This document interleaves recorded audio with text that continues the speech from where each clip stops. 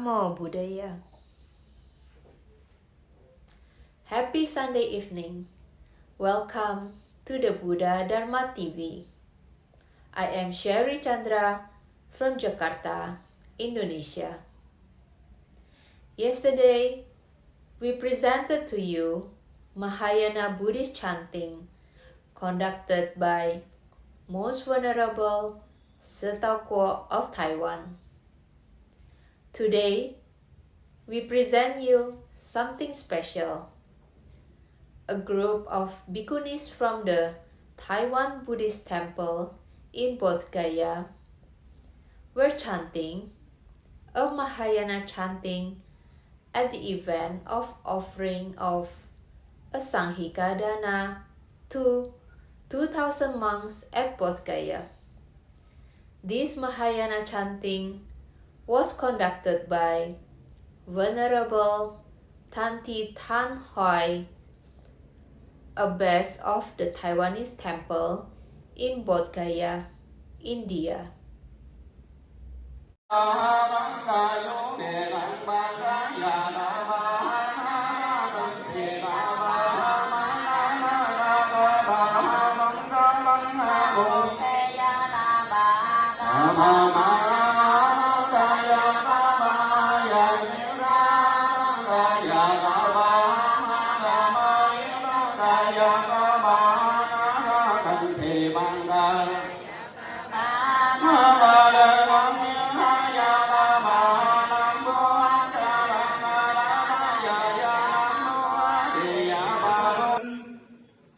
Tự sanh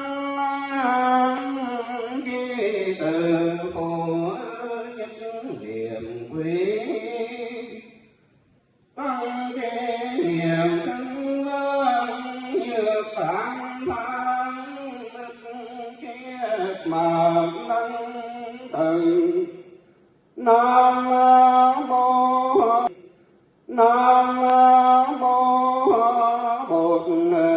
sư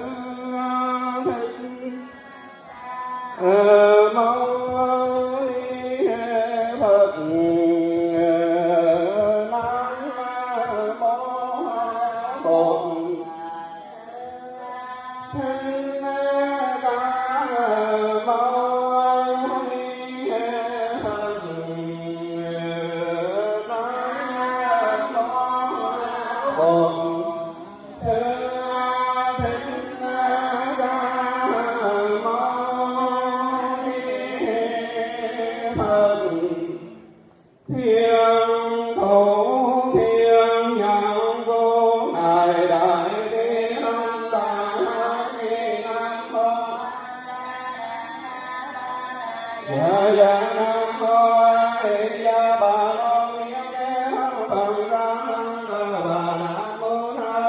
Ghiền Mì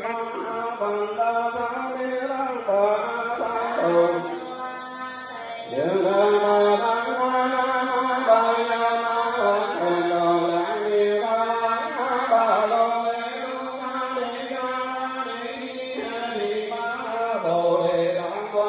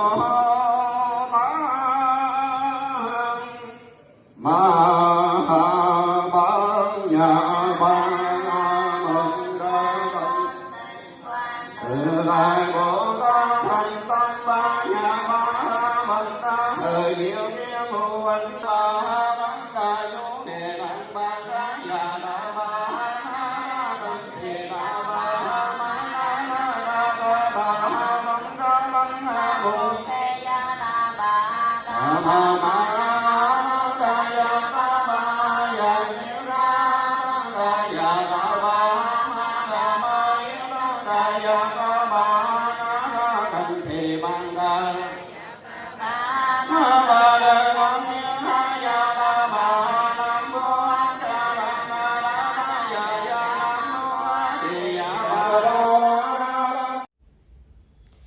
Here is again a piece of Buddhist music. But before that, let me ask you something. If you have composed Buddhist hymns, please forward them to us. We'd like to share them with our viewers. Only if they are approved by our music experts, we can play them for you. Now, here is Wayfarer.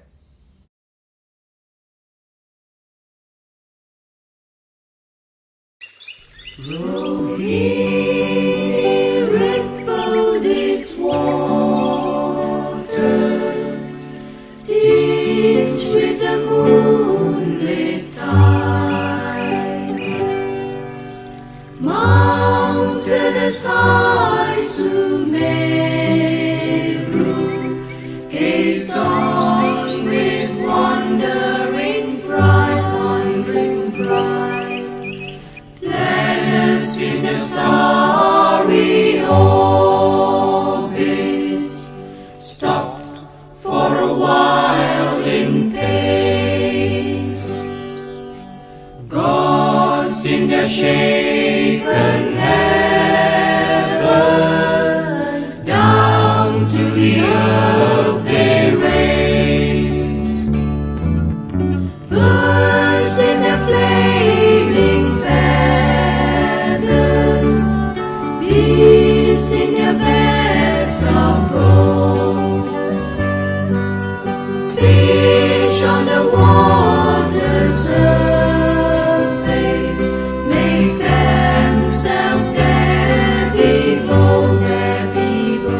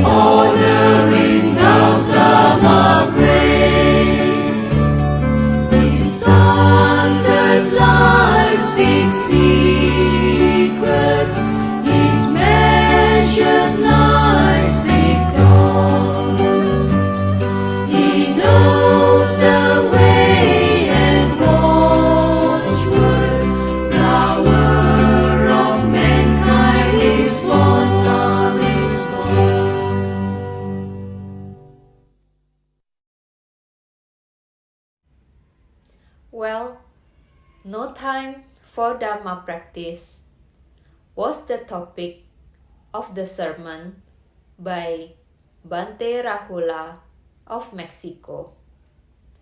It was interesting indeed. Let's go for the second part of the talk. Here is Bante Rahula from Mexico to deliver the second part of his sermon. No time for Dharma practice. Now we go real to the tricks and tips, quick tips that we'll pass. Write them down. There are many, I know, because sometimes I made this talk before, and then they say, "Oh, one thing was a lot of information." Yes, I know. It will be maybe a few, so write them down, and later you can come to the video, and you tell me at the end which one resonated with you, and we will also have a space for Q&A. So let's see, the time is going good. We will have also Q&A. So the first one, we know, and the Buddha mentioned that actually, in order to know where our mind is, you remember the spectrum. If I don't know where the mind is, if it is on the bottom end, or if it is on the middle, or if it is on the top, how can I do something? If I don't know where the mind is, there is no hope. Sometimes, you tell me yes or no, sometimes, or mostly more in the past, I was getting angry, and I didn't realize that I was getting angry.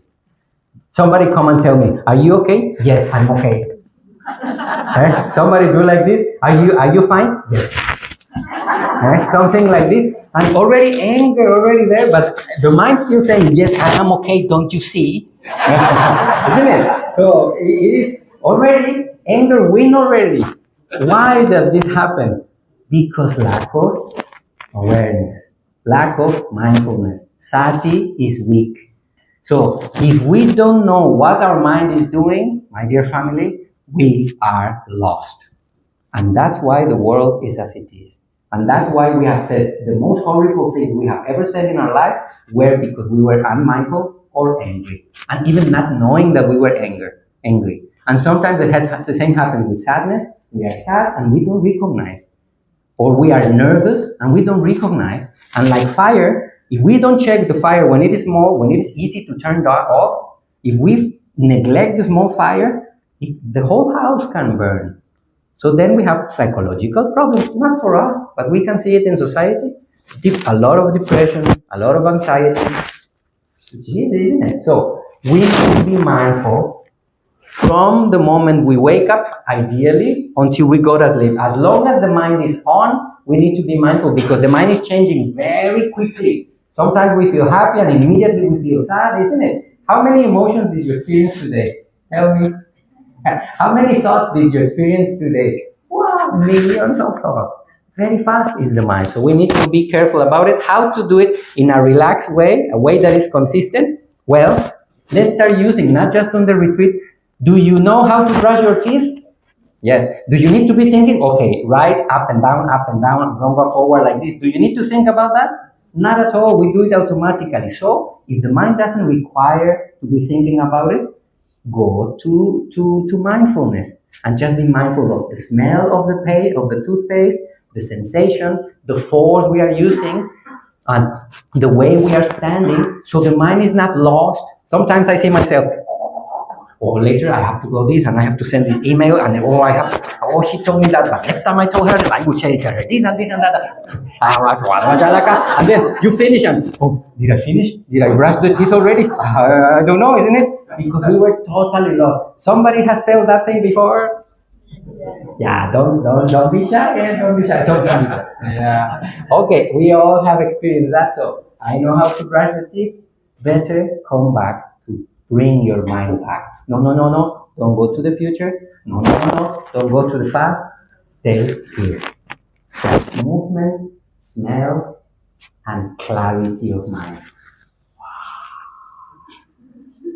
Which one sounds more elegant? Number 1 or number 2? Number 2, of course. Elegant. I know the body. I know the mind. I am present. I am at peace. Wonderful brushing your teeth. Sometimes we even hurt our gums because we do too strong. I went to the dentist. I say, doctor, I have this thing very high. Of course, you are brushing like this, isn't it? Yes. So sometimes we can even hurt ourselves. Okay, so we do as we are cleaning our teeth. Now the same happens for showering. Okay, I will give you the next tip. Do you want to purify your mind? Yes. Do you want to purify your mind? Yes. Yes. Do you want to get enlightened? Yes. Yes, me too. Okay, I will give you the next instruction. If you want to purify your mind and get enlightened, just follow this instruction and you will. From now on, don't take shower anymore. Does that sound reasonable?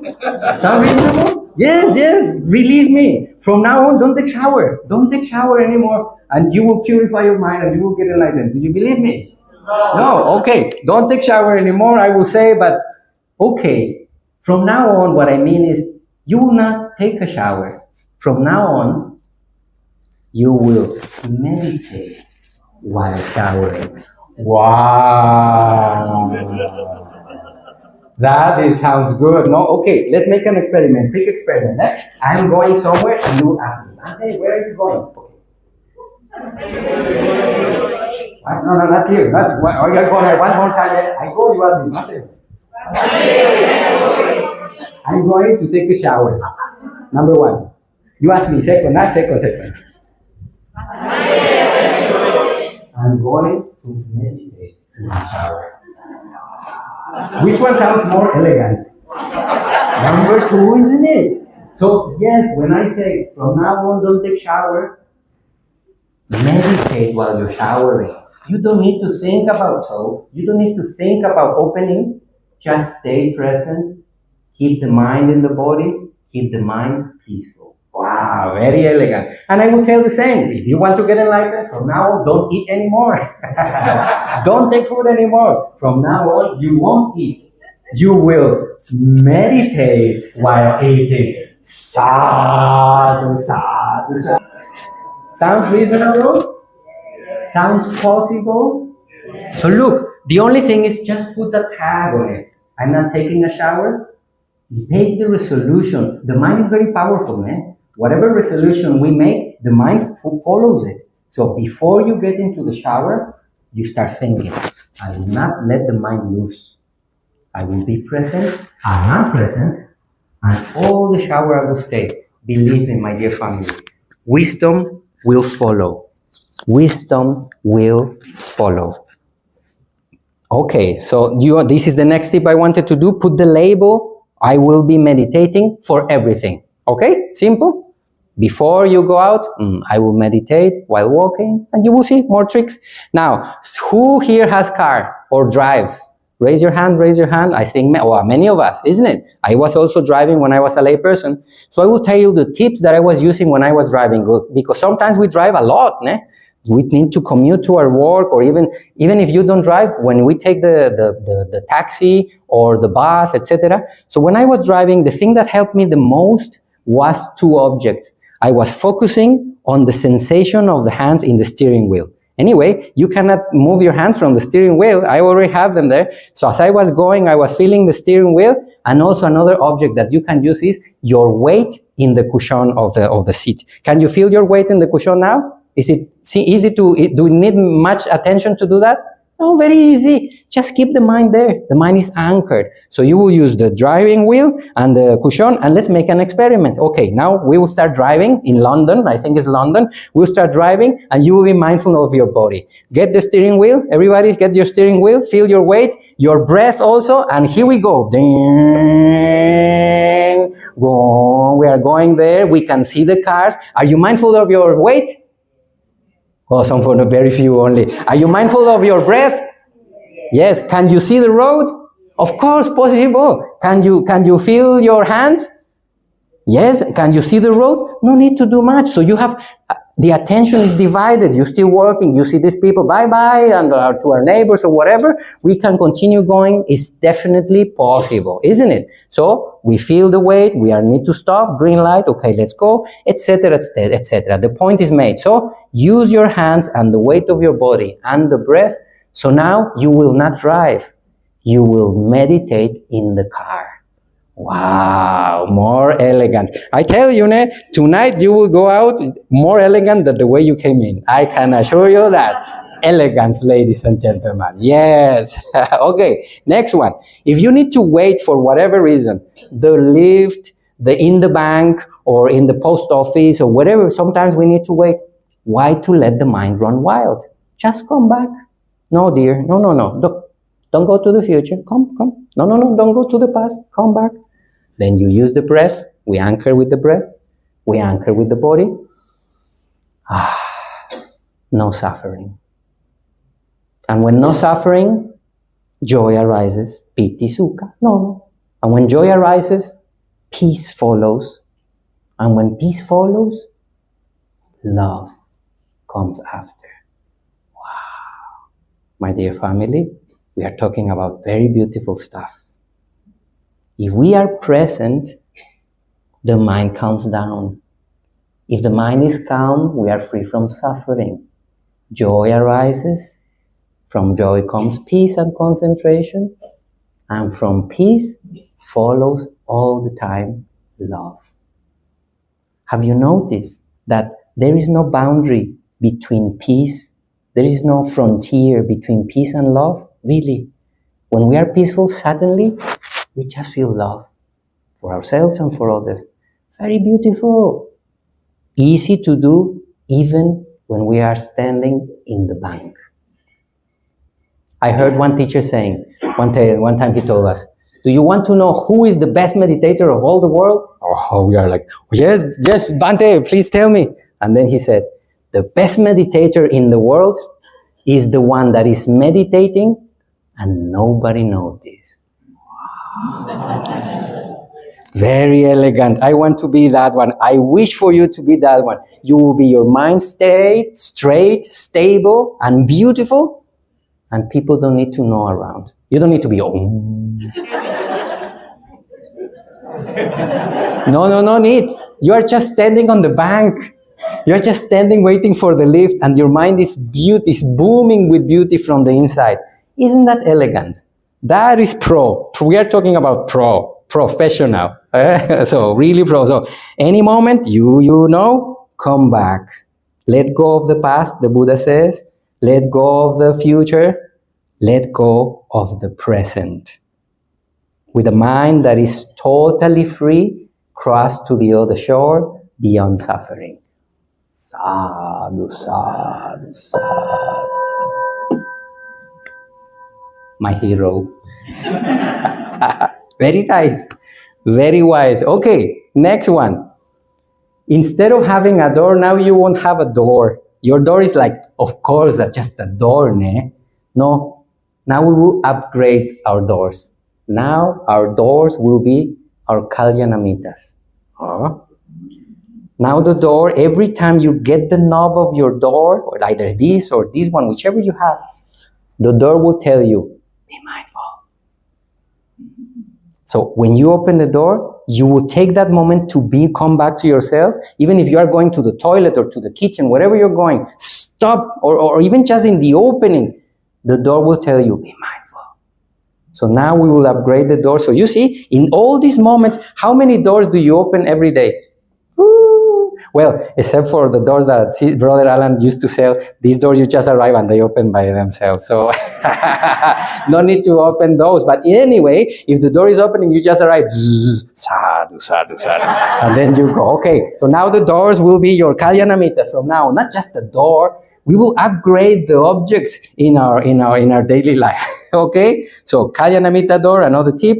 And here we go. Maybe you might think, wow, Bhante Rahula, very progressive, very modern, isn't it? You may say, wow, this monk is very modern. No, I'm not modern at all. The Buddha spoke about all these things. Do you know? I'm sure you know this sutta. In the Satipatthana Sutta, the Buddha said, the practitioner is alert and awake when he's walking, when he's standing, when he's sitting and lying down, isn't it? He said, when he's quiet, when he's talking, when he's looking ahead, and when he is stretching the limbs or bringing the limbs. So I'm not being modern monk. Yes, maybe I put the images. That's the only credit that you can put. But the Buddha spoke about this. Even the Buddha went as far as to say, while urinating, you remember, and defecating, the monk or the practitioner is mindful, because we cannot underestimate any place or any moment, because at any time, wisdom can come up. So we are ready. We have the door of wisdom open 24/7. Any moment we are clearly minded, and the Buddha gave these instructions, even when we are in the toilet. And some of the insights we get come precisely there. What is the reaction of the mind towards the smell or something? Yeah, the mind is doing. We learn a lot, actually. So don't underestimate any time or place. And as I said, to wrap up the thing, yes, just put the tag. I will not shower, I will not eat, I will meditate while showering, I will meditate while eating, while doing anything, while walking, and I will add the next tip. Very useful. You will do everything that you will do, but you will just add a little word. You will just add with gentleness. If you eat gently, your mind will stay present. Imagine the first time you hold a newborn baby. How did you hold the newborn baby? How was it? When my sister borrowed to me her daughter, my niece, now she's big, but when she borrowed me the daughter, she born the last day, previous day, and she, I'm like this and I hold it with such a care, no, how do you say in Chinese? Xiusam, no? Xiusam, Xiaoxin, small heart. Imagine, small heart. You are really mindful. Xiusam. Oh. So you are like this. Can you be careless at that moment? Of course not. So mindfulness is present. Can you be kind? Of course, kind, gentleness. Can you be wholesome? Of course, but you are very, wow. So imagine, in the same way, gentleness lives on the same neighborhood of kindness, in the same neighborhood of goodness, in the same neighborhood of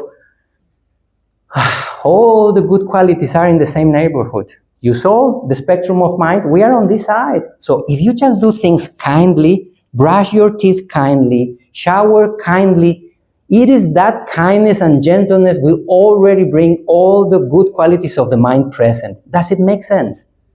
Can you be aggressive while you are gentle? It's impossible. They're opposite. So, my dear family, do all these things, another one, and actually is very pleasant and very beautiful. Just do things gently. Dress yourself gently. Talk gently. Talk to yourself gently. Very elegant.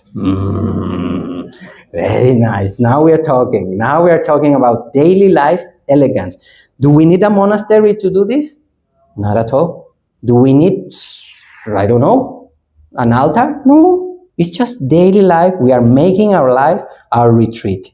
Okay, if you haven't read this book, get it online for free distribution from Sayadaw Tejaniya. In this line for practicing in daily living, it has a lot of tips and it has very small instructions that you can read one a day. And please get it. Just look Sayadaw Tejaniya book and they will come up. Or you can get even copies here. I've seen I think I saw somewhere they have copies of it. Get one, and I will encourage you to have it. Okay, very simple and even very funny. As you can see, it has drawings and very practical. So keep that in mind. Next one. Okay, but before we go to that one little break. Let's come back to the body. Everybody doing good? Are you okay? Interesting? Continue? Good. So let's come back to the body just for a few minutes. Close your eyes just for a few seconds and rejoice in being alive. That's it. We are alive and healthy. We came walking by ourselves. We have family, friends, food, clothing, more than enough. Just come back. And be gentle with this present moment. That's it.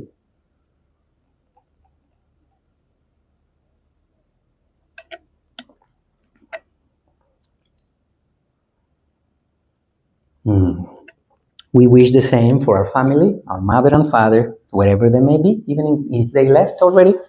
For our brothers and sisters, children, may you be like I am now. Just present, just gentle. That's it. To your friends, teachers, people we know and people we don't know. We wish the best, and then we come back. Simple, beautiful mind, holding, chilling. Very nice, very beautiful, so simple, coming back and changing the mind to a different state. Okay, shall we continue a little bit more? Okay, so now here comes a difficult one, and one that we need to start incorporating, talking. How much do you talk a day?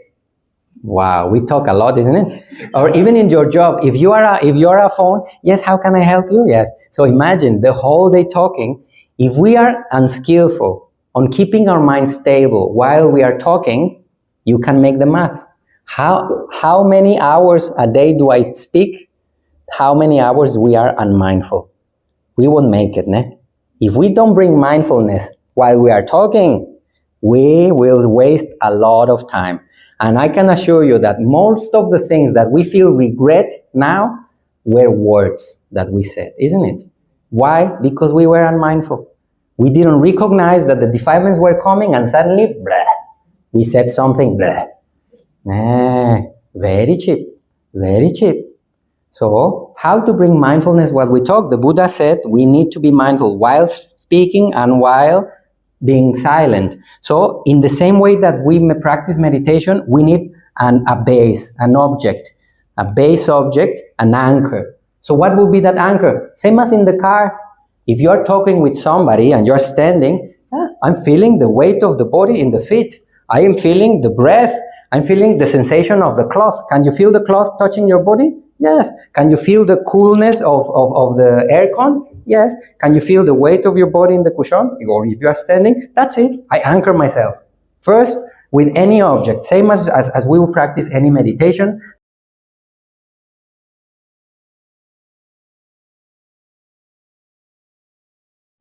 This is the first time I came here, but I have been speaking earlier at the other place, and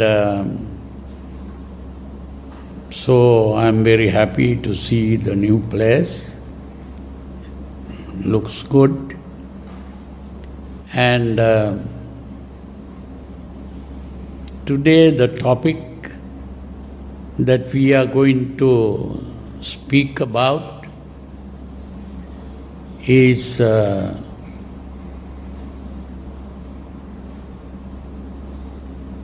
part of philosophy. When we talk about philosophy, there are different topics under which we talk about philosophy, especially when we study Western philosophy. And the topic that we are talking about is what is called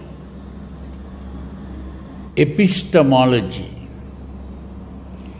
There are various other topics like ethics and metaphysics and various names like that. But the kind of thing we are going to talk about today is epistemology. Epistemology is the subject that deals with the question, what is truth? So, different philosophers in the West have been talking about truth. What is truth?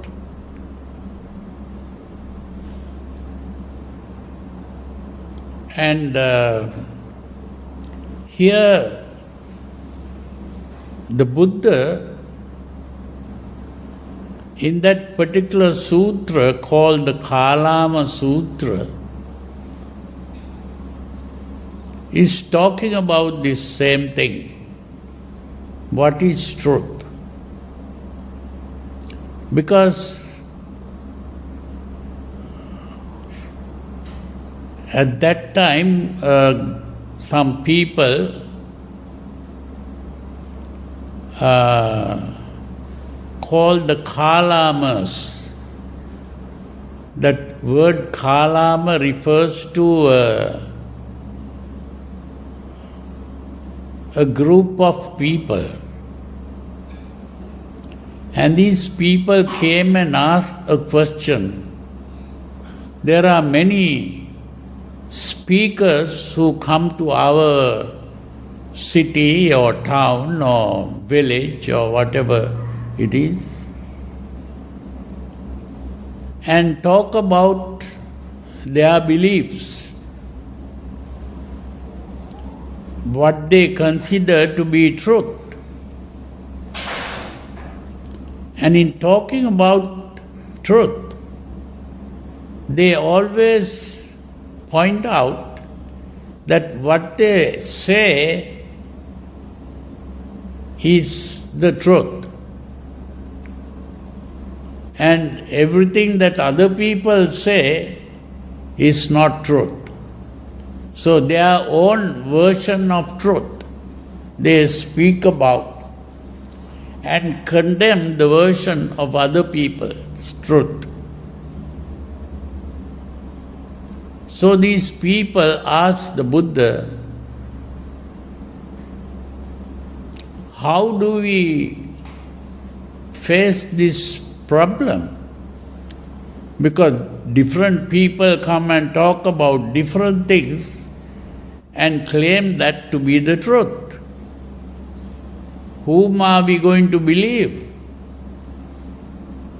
Whom are we going to accept?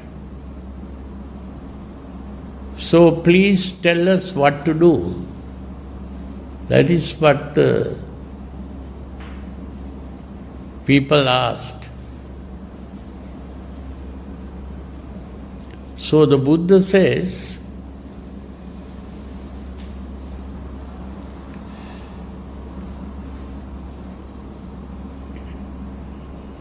it is good to doubt. You don't believe any of these things and you are doubting them. To doubt is to ask the question, is it true or is it false? That is the meaning of doubt. And he says, it is correct to doubt about doubtful matters. That's a natural thing to doubt. I don't ask you to believe any of those things.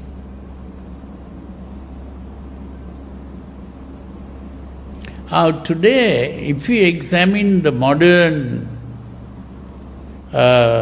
philosophy, especially the philosophy that is presented in the West, they point out that philosophy begins with doubt. So it's very important to understand that. Because from ancient times, people really begin to live in groups.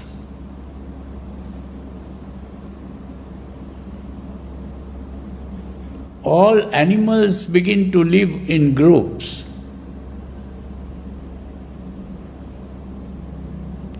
If you see birds, they are in a group. If you see monkeys, they will also be living with other monkeys. Even cattle, they begin to live with other cattle. So you see this tendency to live in groups is there even for the human beings.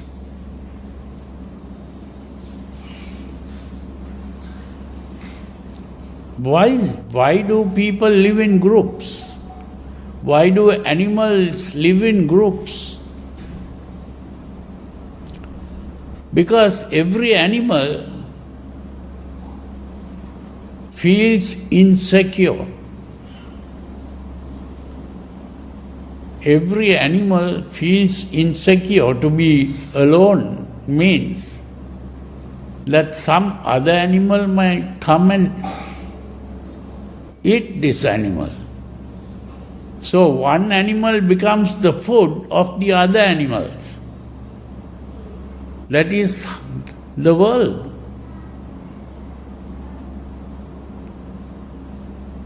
So when they are in groups, at least they can run to the group and get help from the others. So when they are in a group, it is difficult to catch one animal, but then somehow they do catch one of these animals, like a lion or a tiger might come and jump into a group and get hold of one animal, and that becomes the food. It's not only lions and tigers, but even other animals who are called carnivorous animals, They are all living by eating other animals.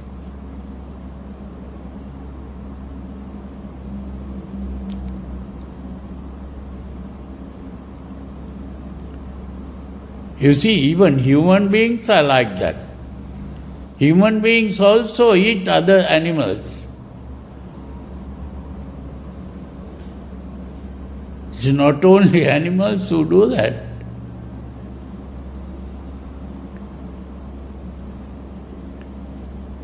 So this is the insecurity of life. We don't know when we'll be caught.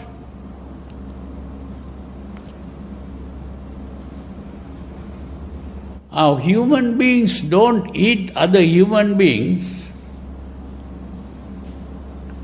but in ancient times even that kind of thing had happened. Now they don't eat other human beings, but they do a different thing. That is what is called exploitation. One human being exploits other human beings.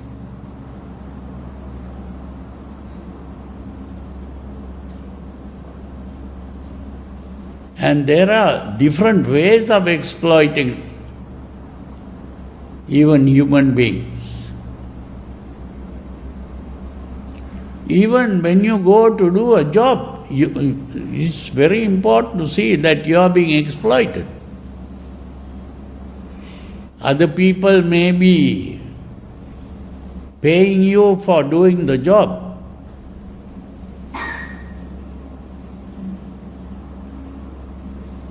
But that payment itself is a way of getting a job done by another person. We use it by what is called exchange.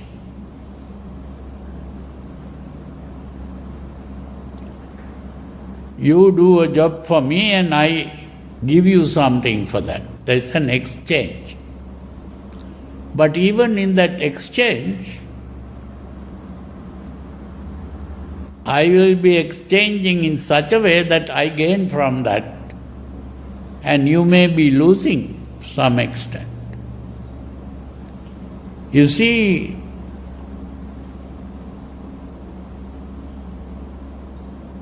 this is why some people have different salaries depending on what you do and how you do things. But still we have what are called companies. A company is also a gathering where people get together. So what all this means is, there is a certain insecurity in life.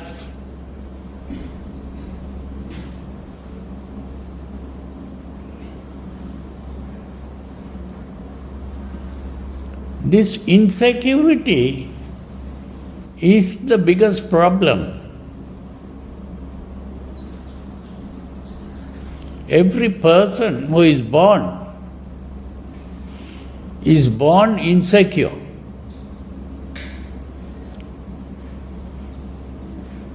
Now, when a small child is born, what is the first thing that the child does? The first thing, most of you who are mothers or fathers know what the small infant does. The moment that infant is born, the first thing that they do is to cry. Why is that? Crying is expressing the insecurity. We start with that. Because inside the mother's womb, that infant was quite comfortable the moment that infant comes out. It is very cold outside because inside was warm. It's not only cold, people begin to touch this child. And touching is also an uncomfortable thing.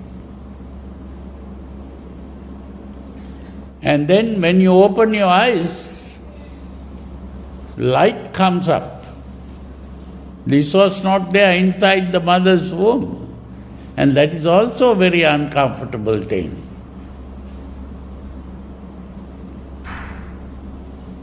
And the most important thing, inside the mother's womb,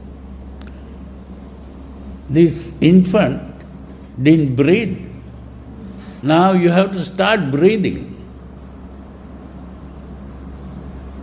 That is also a difficult thing. So, a lot of difficulty the moment you are born. The insecurity.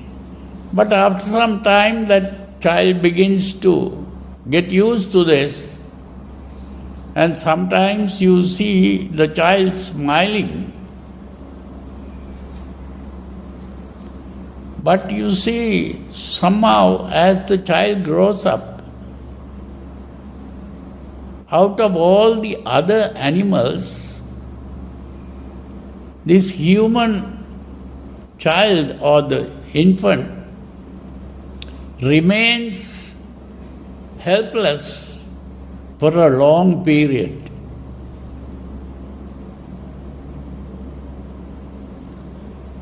Helpless, insecure. And whenever there is any problem, what does that child do? Cry, nothing else. And when the child begins to cry, the mother or the father or any older person might come and help the child. So that is how the child becomes secure. But depending on others, the older people, and if the mother or father didn't look after that infant, the infant would die.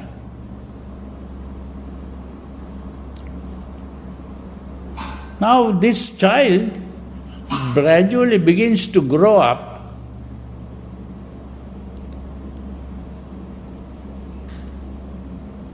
and gradually this helplessness becomes a little less. But still, when it comes to, say, the age of 16, 17, 18, what happens? When the child has grown up, whenever some difficulty comes up, what does the child do? Can the child now cry and get help from the parents? Now this adult begins to realize that the father and mother are as helpless as himself or herself. Now where can they run?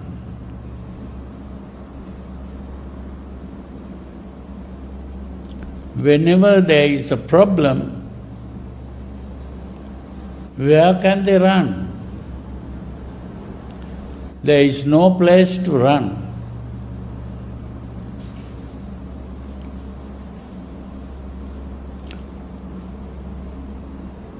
Because these people have been living in a group, that group Every group has provided a method of helping an individual.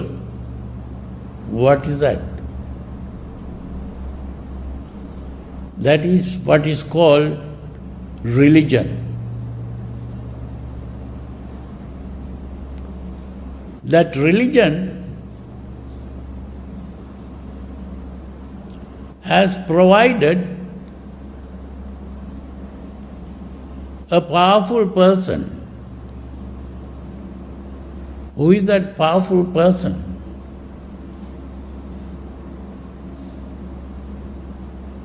Some might call it God, others might call it Allah, or another person might call Devas.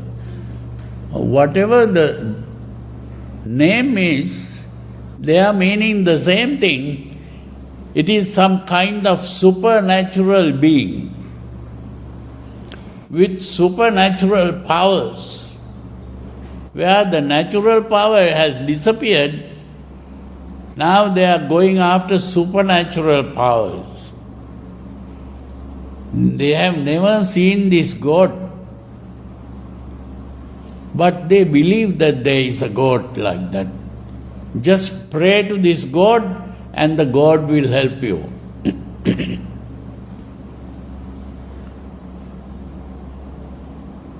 Even if a person asks, have you seen this God? I have not seen, but God is there. That belief itself is providing the feeling of security. This is why even with all the advancement of modern science, people have not given up the idea of believing in supernatural beings, either in the form of gods or in the form of devils.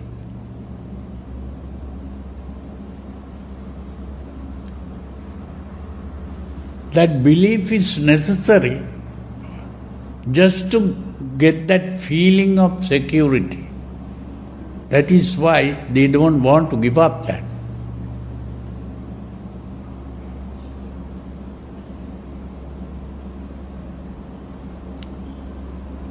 You see, this is why some psychologists like Sigmund Freud pointed out that religion is a collective neurosis.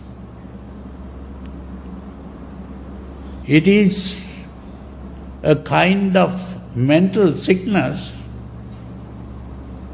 which is shared by that whole culture. That is why it is a collective neurosis.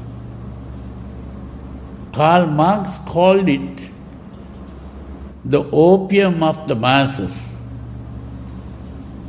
because opium is also something that people take, like alcohol, to forget about the problem completely. This is what is called an escape. Running away from the problem into a dream world.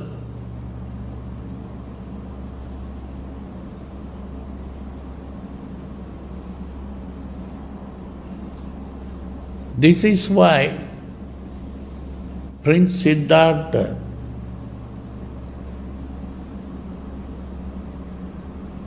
he saw an old man, he saw a sick person, then he saw a dead corpse.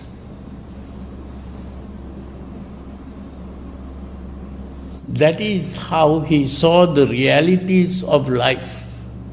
The reality of life is that people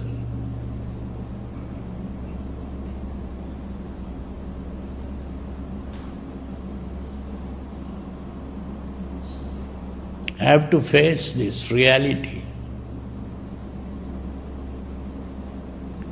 that every person who is born begins to grow old, fall sick and die. This is the reality of life. And because we are not willing to accept that reality, we begin to cry and lament about this. Now the important thing is,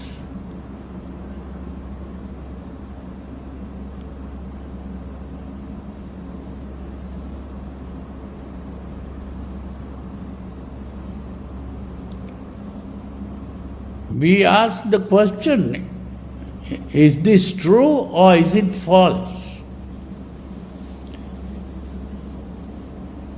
And so this is why people try to find out the meaning of life.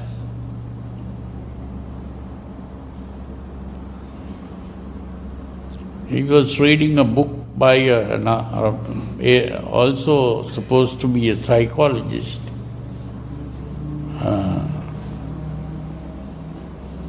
He's writing about the meaning of life. So, but every meaning is some kind of way of thinking. So the question arises, what is the truth? And so, today we are mainly talking about truth. And to understand the truth,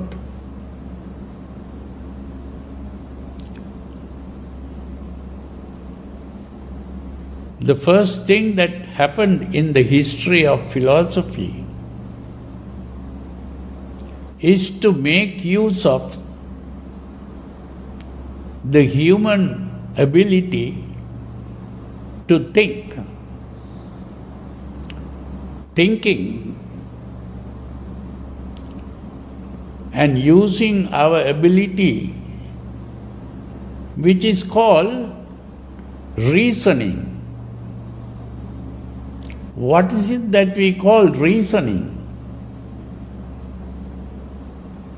We are asking the question, what is the reason for this? That is what is called reasoning. What do you mean by reason? Reason means we are asking for the cause. So people begin to ask, if there is a belief that there is a God to protect us, we can ask, what is the reason for this? What is the reason for believing in God? So this questioning is called reasoning. So the first way to solve this problem, people began to use reason. And so that is what philosophers call rationalism. Rationalism means the use of reason. But the problem is, it is okay to use reason, but using reasoning, different people come to different opinions. The same kind of reasoning you use and you come to a different conclusion. So different people come with different conclusions using reason. So they couldn't come to an agreement. So what happened? These people who began to think began to realize that we cannot arrive at truth by reasoning. So one philosopher said, we cannot arrive at truth by reasoning. The only thing that we can call truth is what we can see with our eyes, or hear with our ears, or smell with our nose, or taste with our tongue, or touch with our body. So we have 5 senses: the eyes, the ears, the nose, the tongue, and the body. So whatever we perceive through the senses, only that is what we can call truth. This is how this thing called science began. Science is based on this. Just by using reasoning, if you come to a point,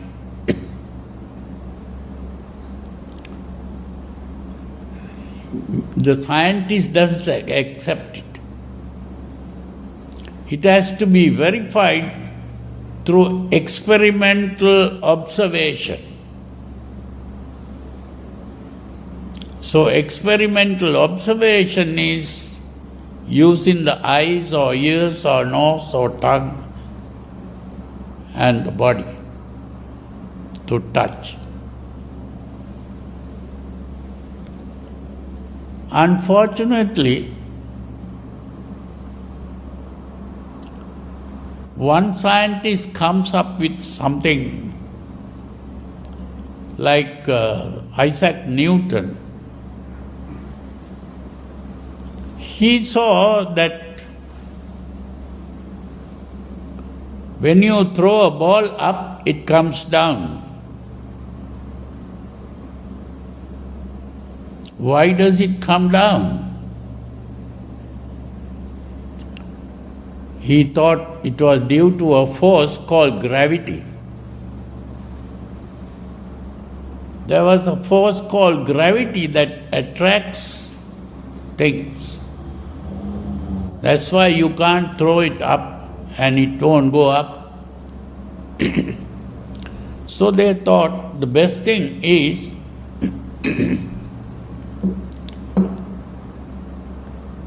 to understand that there is a force called gravity.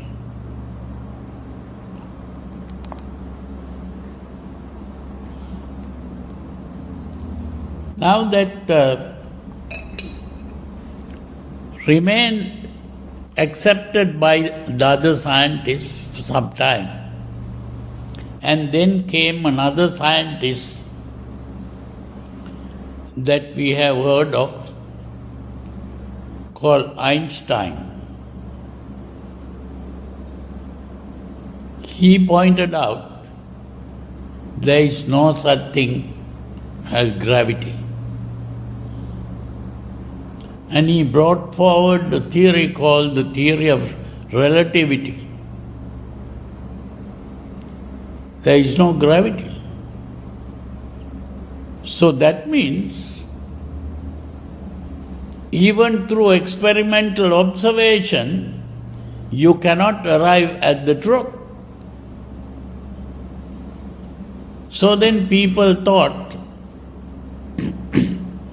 in that case, what we experience through the senses is not the truth. The real truth is outside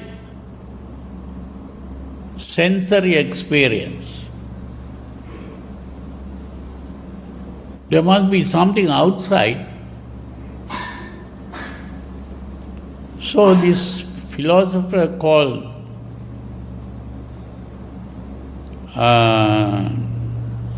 Immanuel Kant, he's the man who said, there is no what we perceive through the senses is not the truth. The real truth is outside the sensory observation. We are not able to see the truth or hear the truth or smell the truth or taste the truth, but it is there outside. Because there must be something there for us to see. So he spoke of two things, what he called the phenomenon and the noumenon. What is outside that cannot be seen is the noumenon. What we see is the phenomenon.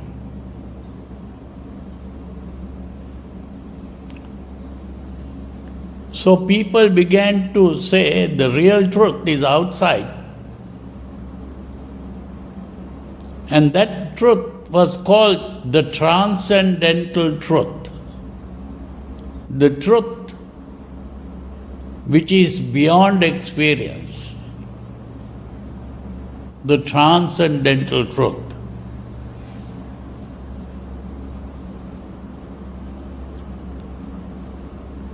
So there were other philosophers who thought about this, like you may have heard of Bertrand Russell. This person said, we cannot accept that. Why? Because if you talk about a transcendental truth, you may have not seen that, but still, that is an idea in the mind. It is still inside you. What is outside the experience, you cannot know. So if you talk about something outside the experience, still it is an idea in your mind. So we cannot get out of this.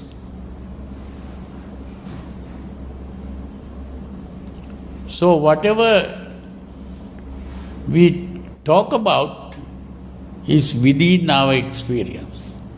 It is not outside. So he began to say that whatever we call truth is an idea. And not only that, it is expressed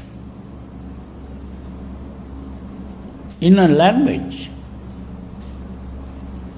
And if it is expressed in a language, it is a statement.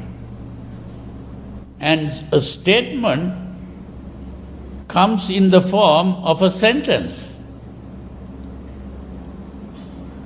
So, we can only talk about sentences, and we can analyze sentences to find out whether the sentence is a meaningful sentence or a meaningless sentence. If we talk about something that we have never seen or heard or smelt or tasted or touched, it is a meaningless statement. If we talk about something that we have seen or heard, then it is a meaningful statement.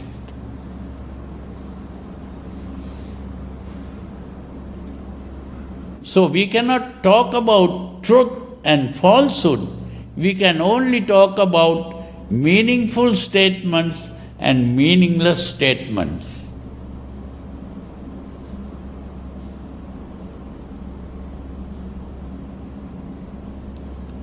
These are called the linguistic philosophers because they are talking about language.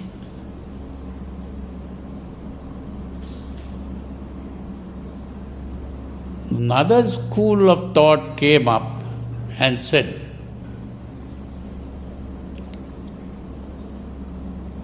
all these philosophers are talking nonsense, because they are trying to go after truth. There is no such thing as truth.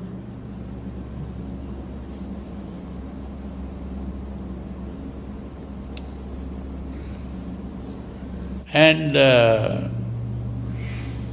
the purpose of human thinking is not to discover truth.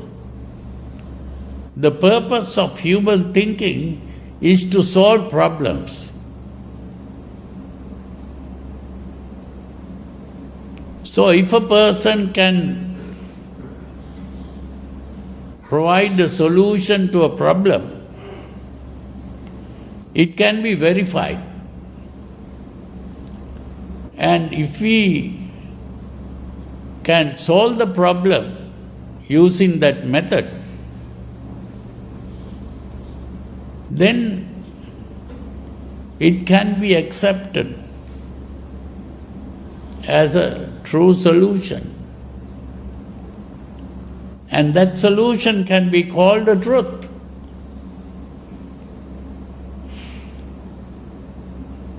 Because it solves the problem. So it can be tested to find out whether it solves the problem. Now, if it solves the problem, it can be called truth. But the solution of the problem is also something that is good. Therefore, truth and goodness is the same thing. Truth is the same thing as good. So you see,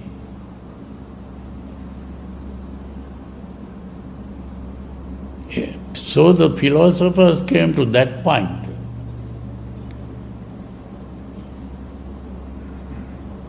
Then another school of philosophy came up and said, these philosophers are just trying to solve useless problems. There is only one basic problem that needs solution, which is the main problem in life. And that problem is that every human being is aware of one basic thing, that human being exists. Everyone thinks, I exist. That existence is the basic human experience. But at the same time, every human being is aware that he is going to die. Every human being that is born will die. And death is not only for old people, even young children die. So death is the sure thing.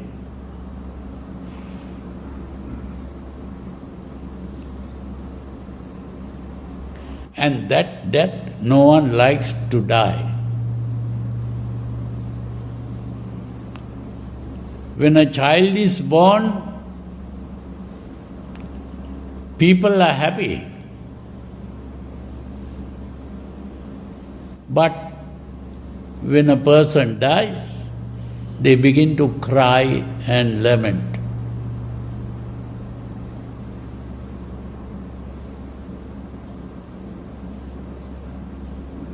You see, they don't realize that birth and death are the two ends of the same stick, which we call life. Life begins with birth and ends with death.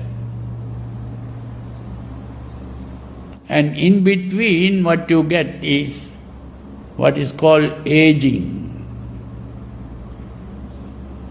From the time you are born, you are approaching death, and that is the aging process.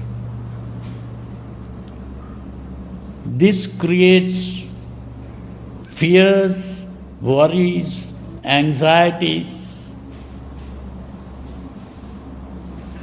That is the problem of life. And this is the only problem, the basic problem that needs to be solved.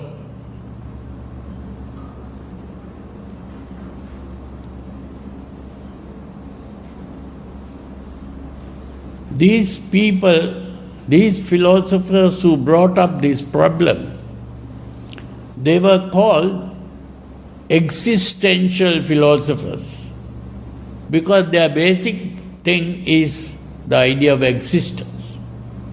And with the idea of existence comes death and the worries and anxieties, fears that come up with that.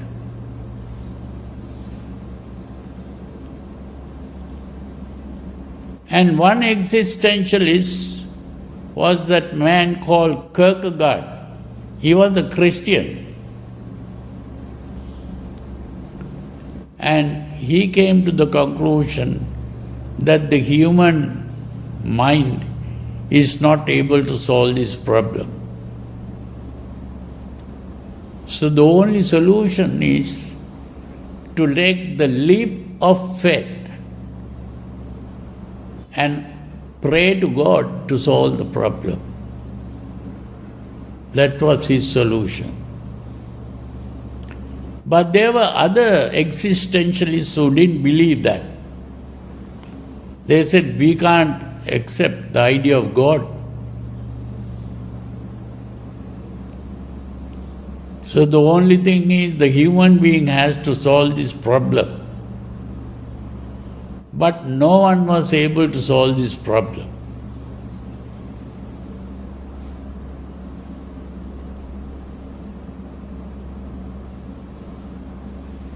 But it was the Buddha who really solved this problem. How did he solve the problem? Did he find a way of not dying? Because death is the problem. Did the Buddha die?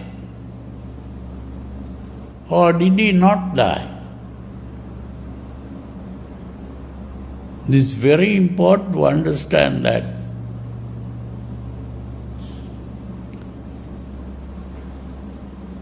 No, I put it in very short. What the Buddha pointed out was the mistake is done by the existential philosophers. What is the mistake? Because these philosophers think that they are existing. And the fact is that we are not existing. It is only when we have understood that we are not existing that the problem is solved. Existence itself is a delusion.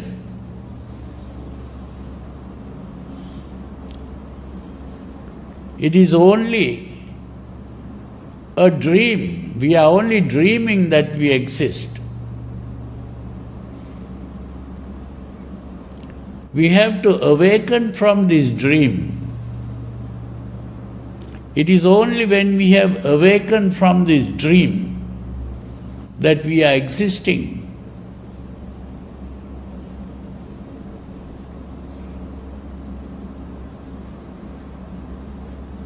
That we solve the problem of existence.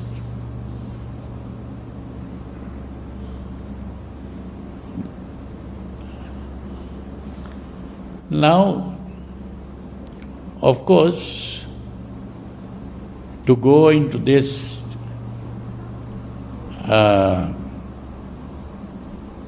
further, we have to go into a long discussion. But we get back to the Kalama Sutra, because in the Kalama Sutra, the Buddha is talking about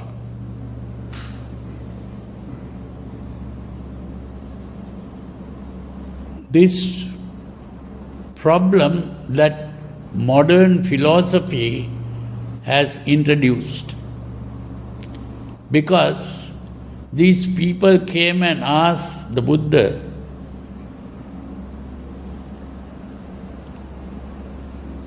what is the truth? How do we get at the truth? Are we to believe what these people say? So the Buddha started by saying, it is correct to doubt. Because these people pointed out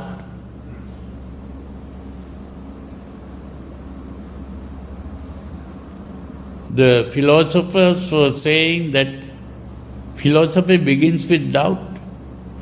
Here the Buddha says, it is correct to doubt. And then he says, don't go by your traditional beliefs. Don't accept what other people tell you. Don't go by what is in the religious books. Don't accept.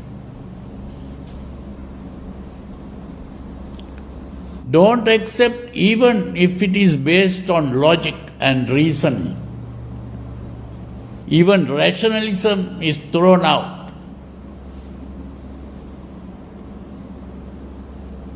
Then he points out, don't believe it because the philosophers who thought that what is perceived through the senses is the truth, that kind of philosophy was called empiricism. So here the Buddha points out, don't accept, even because you have seen or heard or smelt or tasted or touched. That is given up empiricism. And then he says, don't accept it because there are some people who say, I can see through my extrasensory perception. Going beyond the senses, I can see through some special psychic powers, I can see the truth. The Buddha says, don't accept that. Because even that is what is called transcendental truth or transcendentalism. That is also rejected by the Buddha. Then he says, even if you have faith in your teacher, don't accept it just because your teacher said so.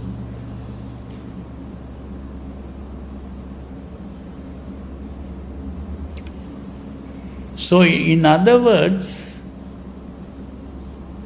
he is rejecting all these truths And then, of course, he says, when you know for yourself that a certain thing is good,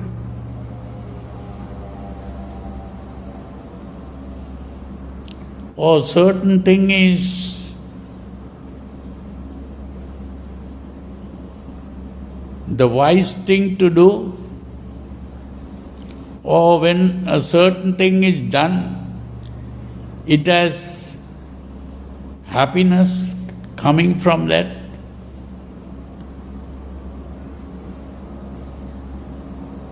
Then go by that. But here, there is something very important here. When the Buddha said that,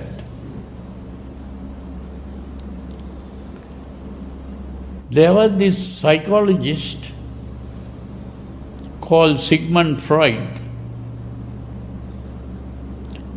He pointed out that there are three parts of the mind. What he called the id, the ego, and the superego.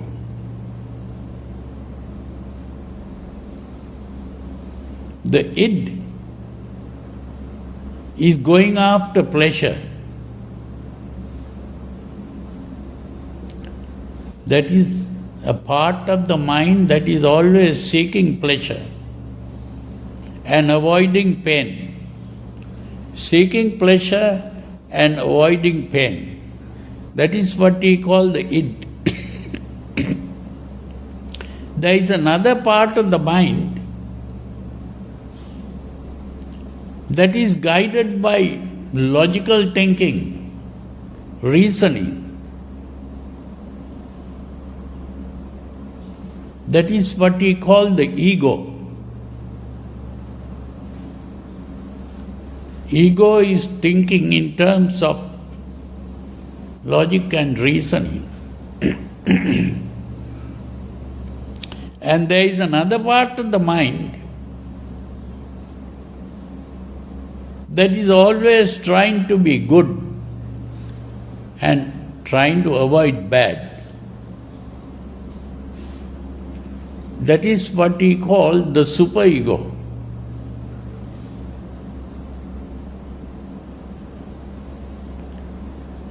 You see, now here, when the Buddha says, when you know that a certain thing is good, so that means there the Buddha is talking about using the superego, because the superego is always trying to find out whether it's good or bad. When you know that when a certain thing is the wise thing to do, that is what the ego is looking for. The ego is always thinking, this is the wise thing to do, this is using logic and reasoning. And then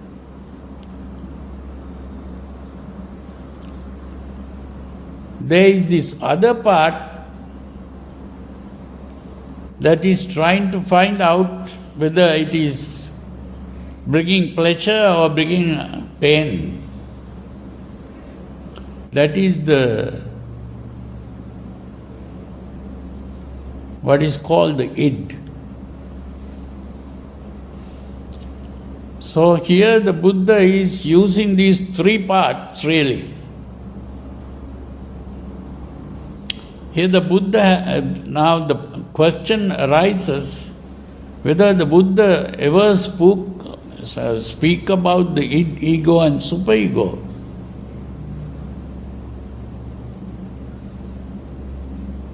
the Buddha has been speaking about this, but he never used those words, id, ego and superego, but he used other words.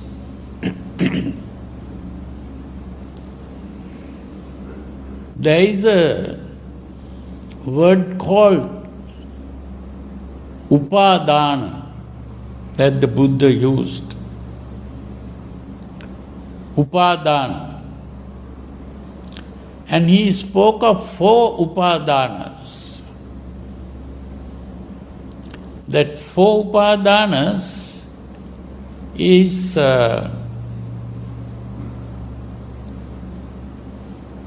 Kama upadana, Ditti upadana, Silabbata upadana, and Attavada upadana. 4 upadanas.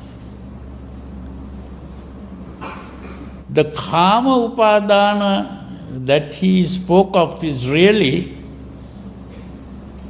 now I have to, of course, go into this meaning of the words that I used. Upadana really means upa-adana. Upa means inside. Apa means outside. So upa-adana means to take. Now we have the word adinnadana.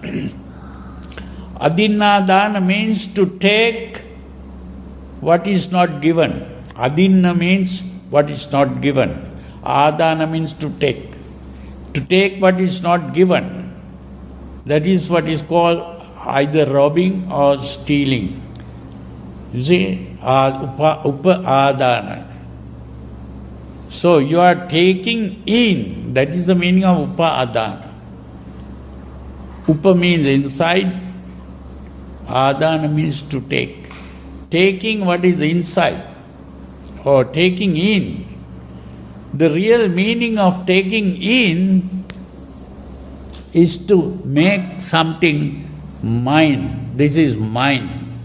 Now if I take this cup and say this is mine, that is upadana.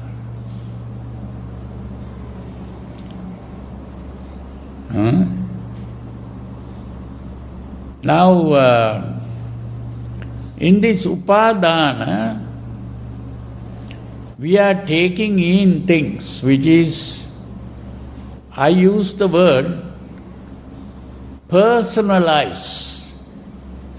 You know what personalize means. Now if you go out to buy a pen, that person who sells you the pen might say, do you like your pen personalized? What does that mean? That they will engrave your name on the pen. So personalized means ownership, that you own the pen. If your name is personalized, that means you have owned the pen. That ownership is personalized. That is to own something. So upadana really means, some people translate like clinging or grasping, but it is not just clinging or grasping, it is more than that, is to say, this is mine. You see, and there are 4 things that we personalize. One is, if I have a desire for something, that desire is personalized. This desire is mine. Or if I hate something, this hatred is mine. So we personalize our desires or hatreds. That is personalizing our emotions, really. And then Ditti Upadana means to personalize our ideas, our views. we personalize our views.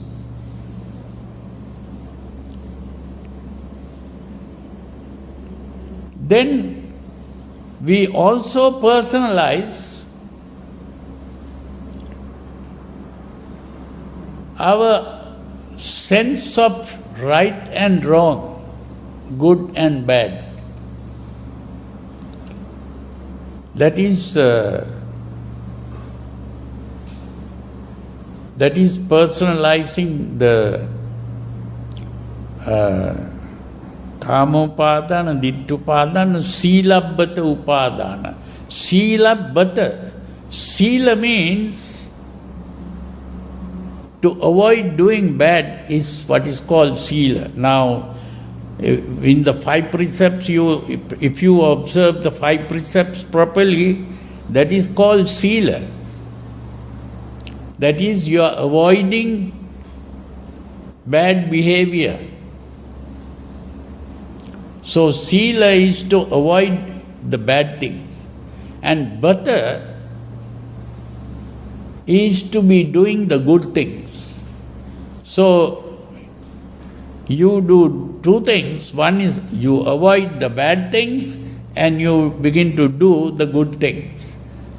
And before you do that, you have in your mind the idea of what is good and what is bad. That is the Silabbata Upadana. So, in other words, those 3 things, the personalizing the emotions or the desires and the hatreds, that is what Freud called the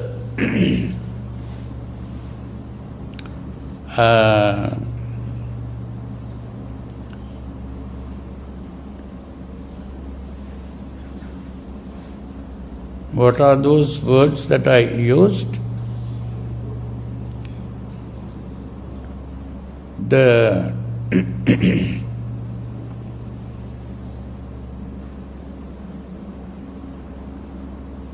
the 3 words are the Ego and superego. Here? The ego and the superego. Yeah, ego and superego. That's right. The id is the Kama Upadana. Kama Upadana is the id. And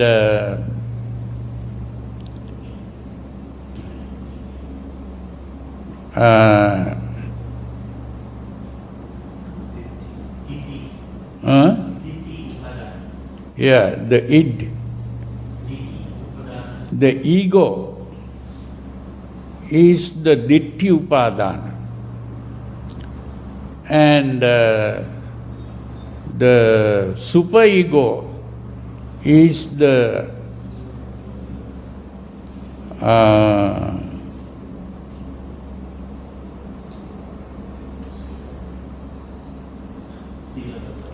Silabbata Upadana. So this is very important to understand. But there was a 4th one that the Buddha spoke of, and that is what is called Attavada Upadana. That is the personality perspective. That means we are thinking of a self.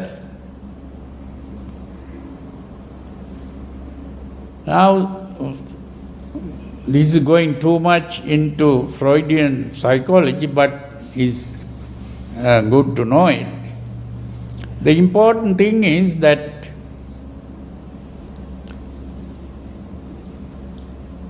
what Freud thought was these 3 things are going against one another. So, when the mind is properly normal, these don't come in conflict. So he thought these are three parts of the mind, which is the three parts of the self. And they are all three parts of the self, and the three parts must be united instead of one going against the other.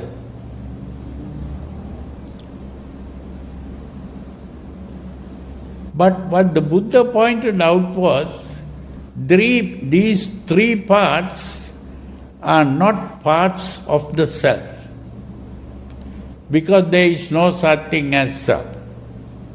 So you have to give up these three things.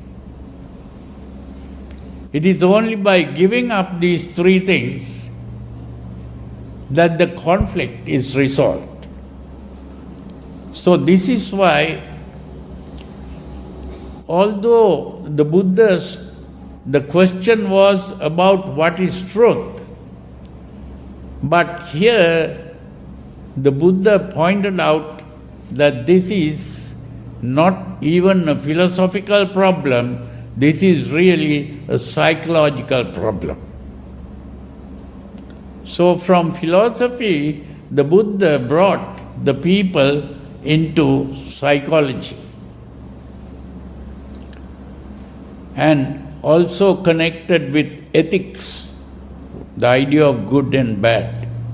So this is, of course, a long thing to explain this properly. I only explained it in a very short way.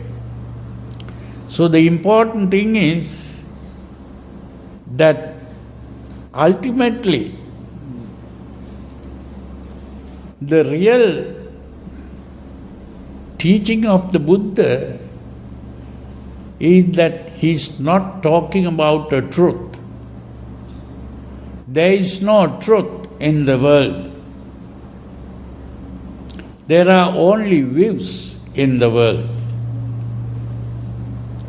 Now there is another sutra which is similar to this Kalama Sutra. This is, in this sutra, again another group of people asked the same question from the Buddha. But there the Buddha answers in a different way. He says,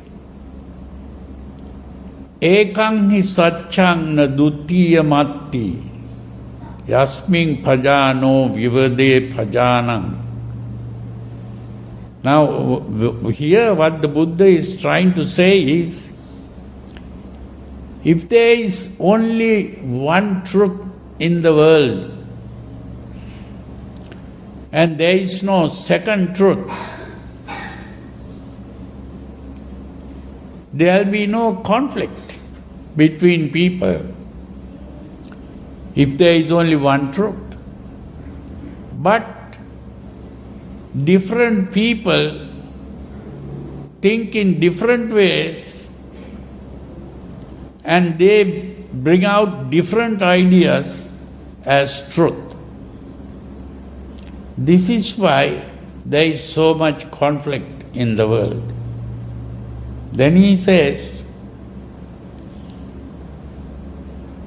Naheva satchani bahuni nana anyatra sanyani nichani loke takkancha ditti supakappetva satchang musati dvaya dhamma mahu. What this means is, there are no many truths in the world. There is only what is called sanya. Sanya means what you perceive through the senses. That is all that you have. But people begin to use these perceptions and build views using logic And by doing so, they talk about two things called truth and falsehood. And there is no such thing as the truth and falsehood. We can only talk about what we perceive through the senses. That's what he's saying. So the only thing is, instead of talking about truth and falsehood, we can only talk about problems and solutions. That is what. And that problem is what the Buddha called dukkha. And the solution to this problem is what he called, what is today called the Noble Eightfold Path. So he gives a solution to the problem. And that solution is what I call a paradigm shift. This is a very interesting word, paradigm shift. That means a paradigm is how we see the world, how we think of the world, and how we think of ourselves.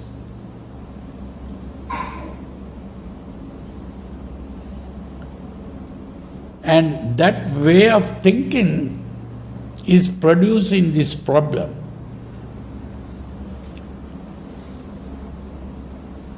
And so the Buddha's method of solving the problem is to start thinking in a different way. So these two ways of thinking is, one way is what is called existential thinking. These existential philosophers were thinking of a thing called existence.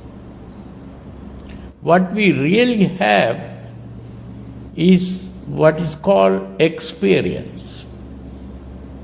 Now, experience means when we see something, seeing is an experience. Hearing is an experience. Smelling is an experience. Tasting is an experience. Touching is an experience.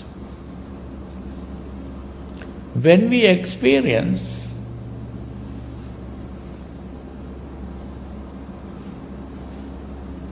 there are two parts we create. The two parts are called the subjective and the objective. You see, when I see this cup, the cup is an object that I see. But there is also what is called seeing. So there are two parts, the seeing and what is seen. The seeing is a subjective experience. What is seen is an object. It's an objective experience. The subjective experience I personalize and say, this is mine. The seeing is mine. The object is something outside. So that is called alienation. The subjective experience is personalized and the objective experience is alienated. So when these things are, one is personalized, the other is alienated, I am also creating these two as existing. The cup that I see is existing. And what is mine becomes myself. So I am existing and the cup exists. And when I exist and the cup exists, I am creating a relationship between myself and the cup. The relationship can come in the form of a desire, or it can come in the form of a hatred, or it can come in the form of a fear, or it can come in the form of a worry. That relationship is the suffering.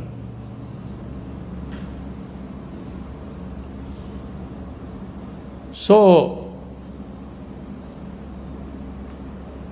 the moment the existence comes into being, the relationship occurs and the suffering comes into being.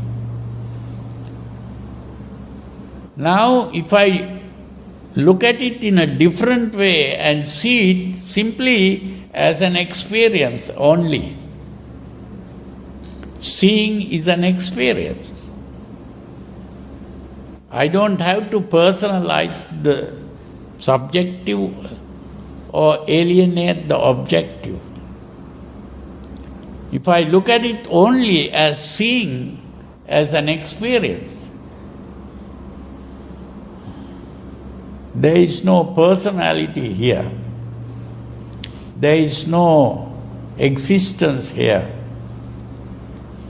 And to change from existence to experience is to think in a different way. That is the paradigm shift. And it is by doing that paradigm shift that the problem is solved. Of course, this is not an easy thing to understand fully. But this is the awakening from the dream of existence.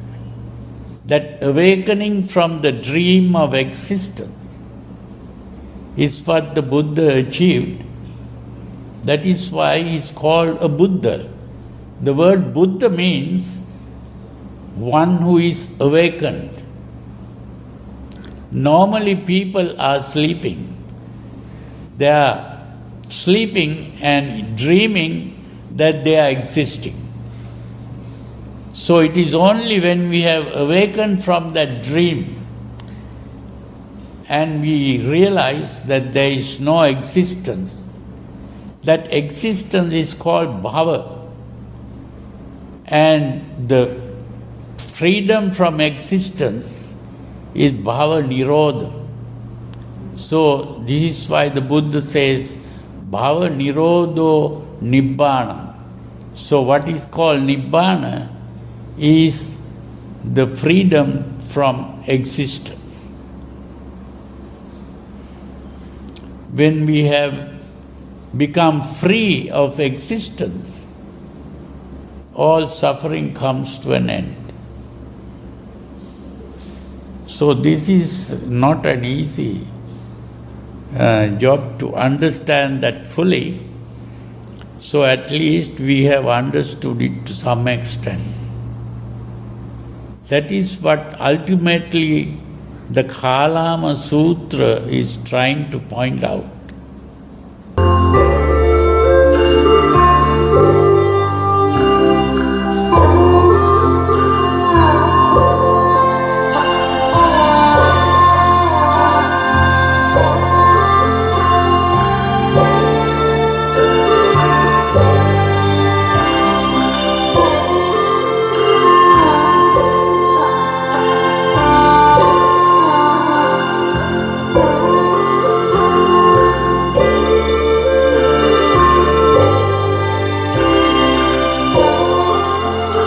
Well, that's all for this weekend. Until next Saturday. Be good. Have a wonderful night.